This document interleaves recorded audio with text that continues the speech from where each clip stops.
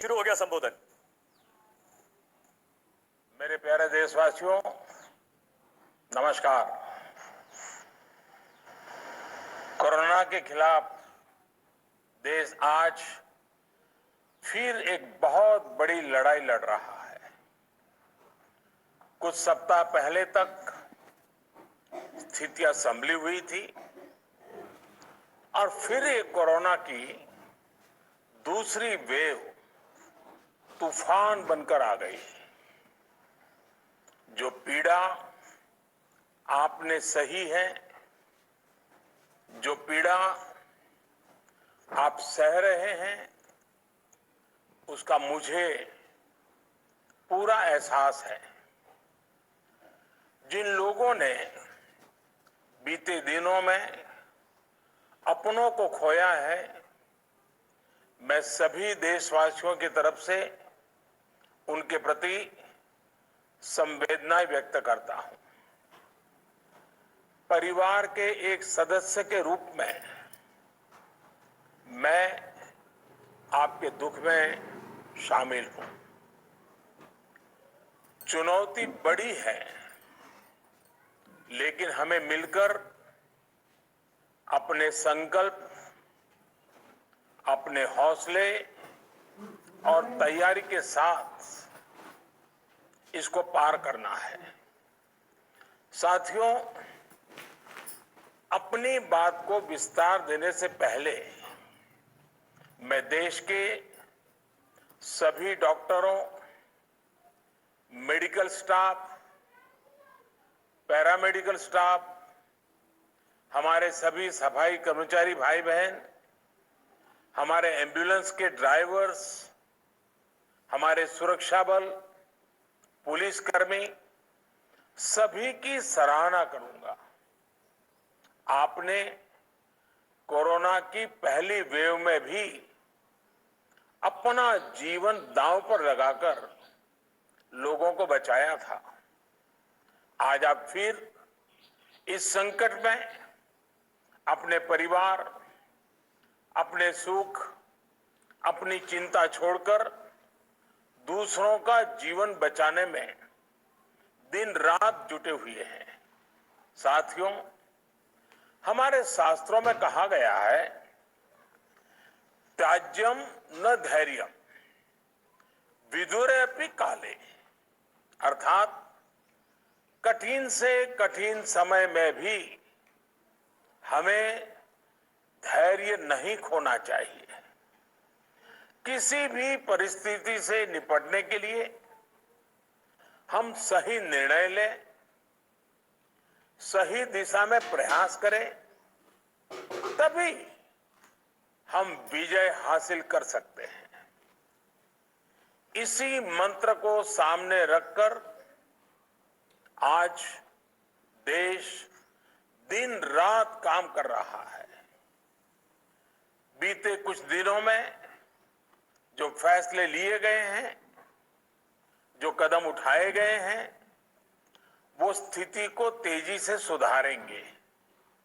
इस बार कोरोना संकट में देश के अनेक हिस्से में ऑक्सीजन की डिमांड बहुत ज्यादा बढ़ी है। इस विषय पर तेजी से और पूरी संवेदनशीलता के साथ काम किया जा रहा है। केंद्र सरकार, राज्य सरकारें, प्राइवेट सेक्टर, सभी की पूरी कोशिश है कि हर जरूरतमंद को ऑक्सीजन मिले।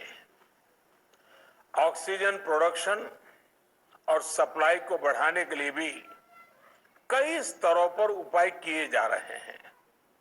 राज्यों में नए ऑक्सीजन प्लांट्स हो, 1 लाख नए सिलेंडर पहुंचाने हो, औद्योगिक इकाइयों में इस्तेमाल हो रही ऑक्सीजन का मेडिकल इस्तेमाल हो, ऑक्सीजन रेल हो, हर प्रयास किया जा रहा है।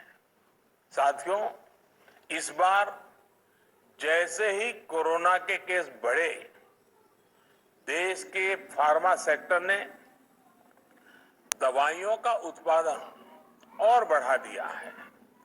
आज जनवरी फरवरी की तुलना में देश में कई गुना ज्यादा दवाइयों का प्रोडक्शन हो रहा है।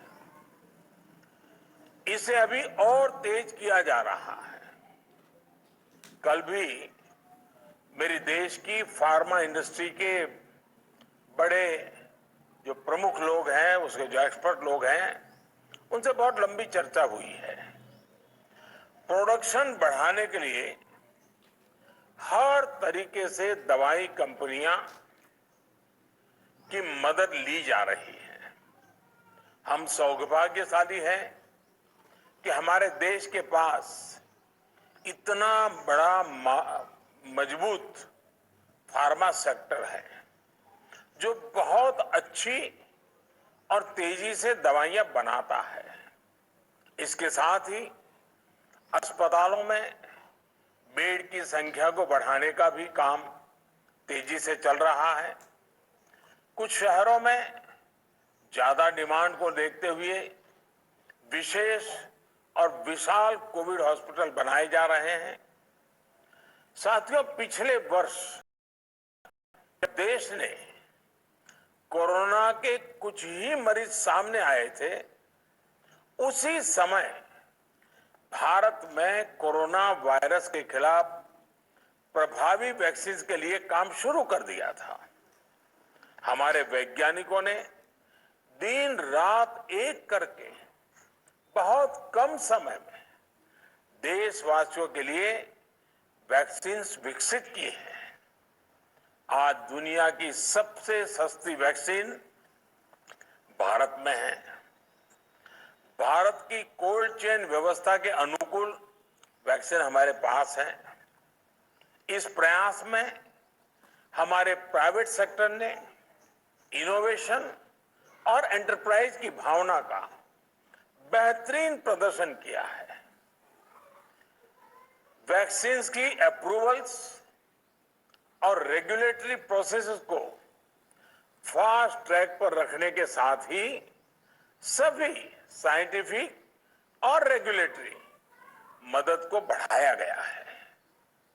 यह एक टीम एफर्ट है जिसके कारण हमारा Bharat 2 made in India vaccine के साथ दुनिया का सबसे बड़ा टीकाकरण अभियान शुरू कर पाया।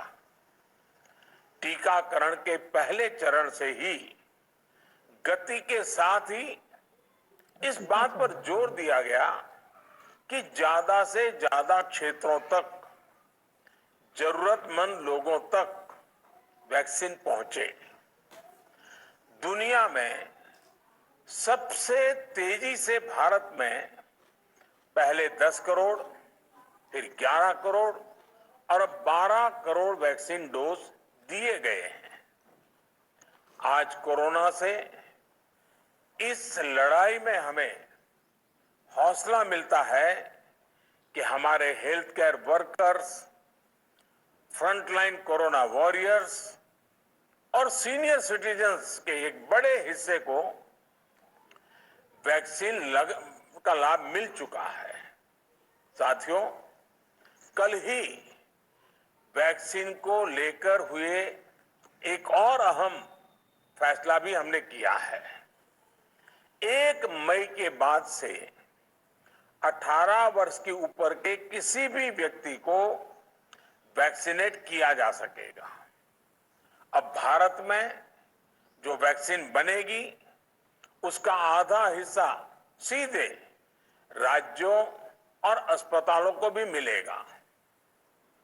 इस बीच गरीबों, बुजुर्गों, निम्न मध्यम वर्ग के लोग, 45 वर्ष की आयु के ऊपर के व्यक्तियों के लिए केंद्र सरकार का जो वैक्सीन कार्यक्रम चल रहा है वो भी उतनी ही तेजी से जारी रहेगा। पहले की तरह ही सरकारी अस्पतालों में मुफ्त वैक्सीन मिलती रहेगी, जिसका फायदा, जैसा मैंने कहा, हमारे गरीब परिवार हो, हमारे मध्यम वर्ग, निम्न मध्यम वर्ग के परिवार हो, वो उनका लाभ उठा सकेंगे। साथियों, हम सभी का प्रयास जीवन बचाने के लिए है और जीवन बचाने के लिए तो है ही। प्रयास से भी ये है कि आर्थिक गतिविधियां और आजीविका कम से कम प्रभावित हो। प्रयास का तरीका यही रखा जाए। वैक्सीनेशन को 18 वर्ष की आयु के ऊपर के लोगों के लिए ओपन करने से शहरों में जो हमारे वर्कफोर्स है उसे तेजी से वैक्सीन उपलब्ध होगी।